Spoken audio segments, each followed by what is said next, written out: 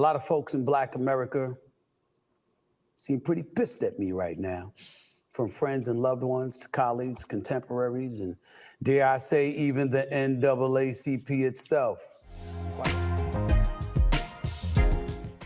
Welcome back, Warriors. It's me, Linda B. Thank you all so much for joining me here today. So today I have yet another Stephen A. Smith video to share with you. Now he's given his comments on what I perceive as backlash from the Black community on what he said about Donald Trump. Let's hear what else Stephen A. Smith has to say. But before we get started, I want to kindly remind you to like, comment, share, subscribe, watch the video all the way to the end, hit the notification bell. Thank you all so much. I did meet my 20,000 subscriber goal for the month of April. Thank you all so much. I have a goal of 30,000 subscribers by the end of May. I know we can do it together. It takes a team. And also you can follow me on Rumble, ChatWithMeLindaB, all one word. Please email me. I enjoy your emails. ChatWithMeLindaB@gmail.com. Now, without further ado, let's get into it. I wanted to touch on something that I made news about just a few days ago. Let me say this, ladies and gentlemen. Accountability is where everything needs to begin in this world. It's something I say quite often. I certainly never hesitate to hold folks accountable when mistakes or mishaps occur. So I'm certainly not about to run from it myself. I'm fully aware that I've been in the news over the last few days, paraded all over social media as well, after comments I made during my appearance on Fox News' Hannity last week with the one and only Sean Hannity himself.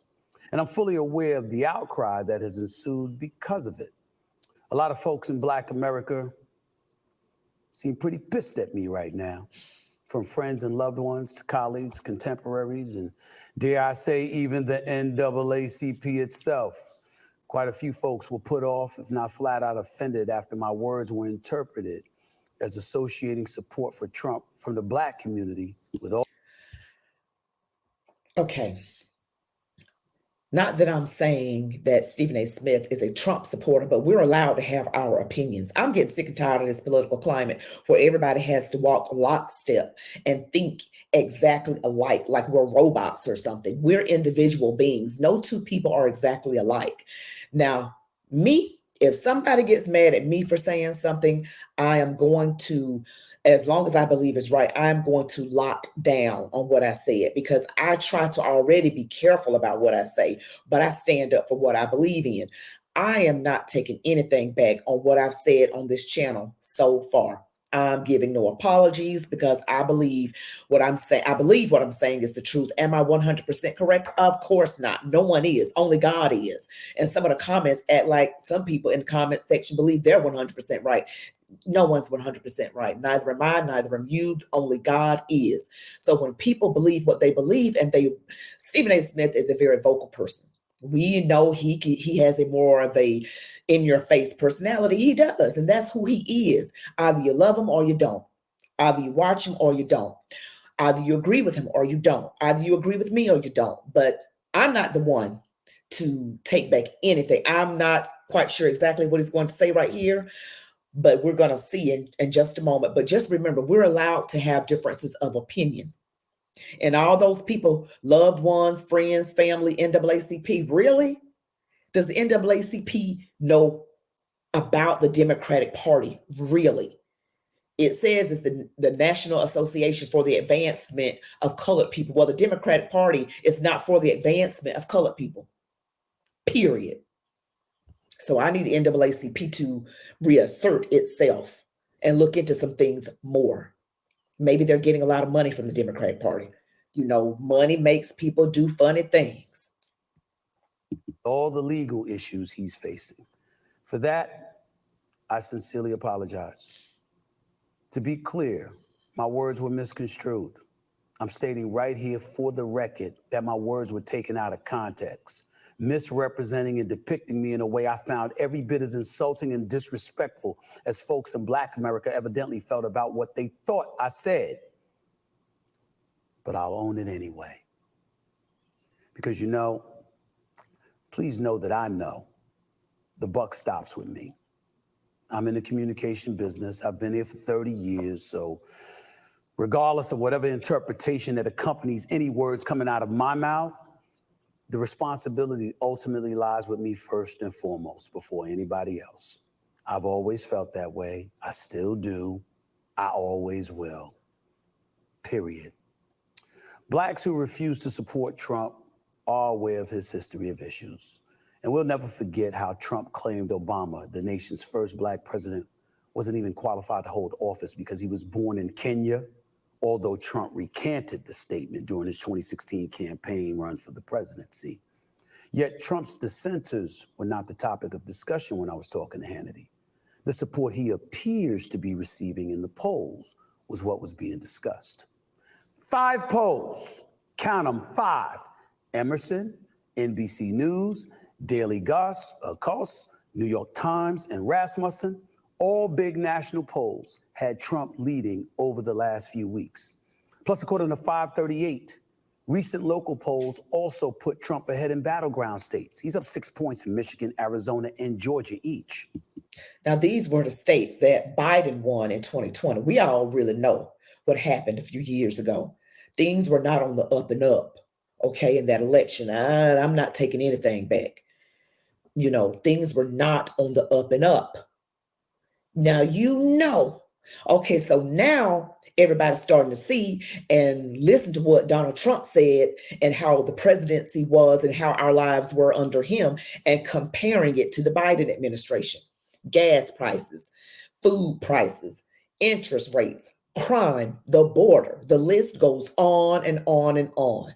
If people still voting for Jim Crow Joe, I don't know what to tell you other than you are in some kind of delusional state and you might need to get some spiritual help. No, you need the Lord, because if you are believing mainstream media to give you facts and to be spoon-fed, shame on you. Shame on you. And I'll say it to myself, shame on me for having believed the mainstream media. Now we know better. My mom always told us, and she has said this for quite some time now, that once you know better, you do better. So now that a lot of people should know better, are you going to do better? That is the question that needs to be answered. And we need to speak it loud and clear this upcoming election, November 5th, 2024. I know who I'm voting for, and make no mistake, I've gotten some bad comments in the comment section. Love you too, but I don't care what you say because I'm grown A-squared woman. I vote and do how I darn well please. Insofar as Trump gaining support in the black community, well, how about various publications with these headlines? The Chicago Tribune. This time, Trump really does seem to be making black voter inroads. Why? The Washington Post. Voters of color are shifting right. Are Democrats doomed? How about the New York Times? As black voters drift to Trump, Biden's allies say they have work to do. Axios wrote, big Biden bummer. New York Times Siena poll shows gaps with key demographic groups. Wall Street Journal. Biden loses support among black men. The Hill. Biden losing support among black voters in swing states. Survey. Al Jazeera. Why are black voters backing Donald Trump in record numbers? And CBS News. Black voter support for Trump up from 4% to 23%, poll finds. Why did I say all of that? Because I want to show you I didn't just open my mouth. I read, I listened, and I've seen a momentum shift, as we all have. Anywhere I appear, no matter my subjectivity relating to what I feel, is still going to be based on facts being presented into the stratosphere. That is who I've always been. It is what I will always continue to be.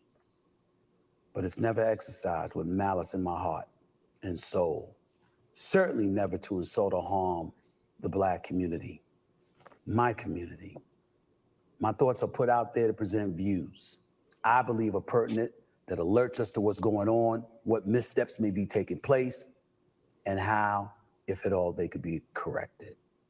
I hope everyone can understand and appreciate my intent, if nothing else. as we march forward right here with the Stephen A. Smith Show.